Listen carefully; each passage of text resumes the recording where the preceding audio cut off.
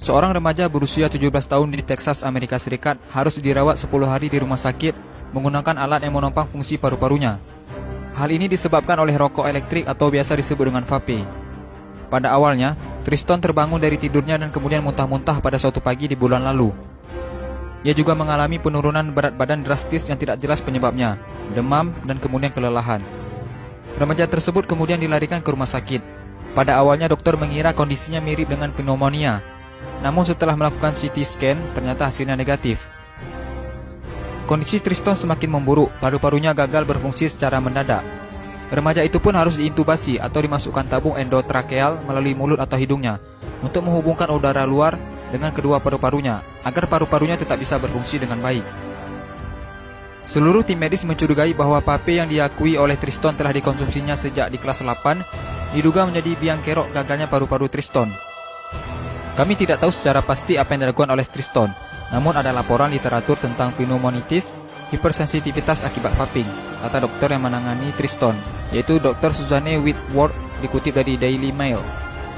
Setelah 10 hari diintubasi, paru-paru Triston kembali pulih, walaupun ia masih harus berjuang keras untuk bernapas dengan baik. Ia bahkan harus kehilangan 13 kilo berat badannya, dan otot kakinya menjadi melemah. Triston juga bahkan harus belajar berjalan kembali. Saya benar-benar diberi kesempatan kedua oleh Tuhan. Dan segera setelah saya bangun dari koma itu, saya tahu apa yang ingin saya lakukan. Saya tidak ingin mengulangi kesalahan yang sama untuk menghisap vape, kata Triston.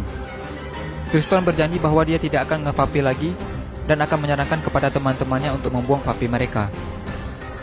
Kenapa vape berbahaya? Kepala Badan Pengawas Obat dan Makanan atau BPOM Penny Dukito menyebutkan akan segera mengusulkan larangan penggunaan vape atau rokok elektrik. Hal ini bisa diwujudkan salah satunya melalui revisi PP nomor 109 tahun 2012.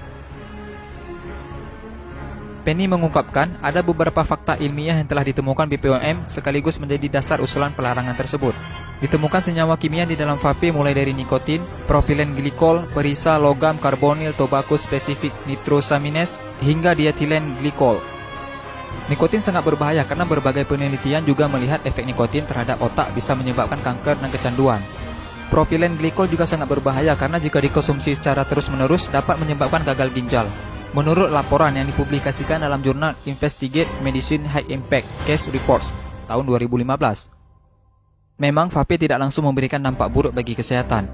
Sama seperti rokok, banyak orang yang tetap bisa sehat walaupun merokok. Nah, sebaiknya kita mulai menjaga kesehatan paru-paru kita dengan tidak menghisap vape atau rokok. Semoga video ini bermanfaat dan jangan lupa di-share juga sebanyak-banyaknya agar teman-teman kalian tidak ketinggalan informasi penting ini. Dan jangan lupa juga sukai Mozaik Karim lalu klik tombol ikuti lalu klik sekali lagi tombol ikuti lalu pilih lihat dahulu agar kalian tidak ketinggalan video-video menarik lainnya setiap hari. Terima kasih.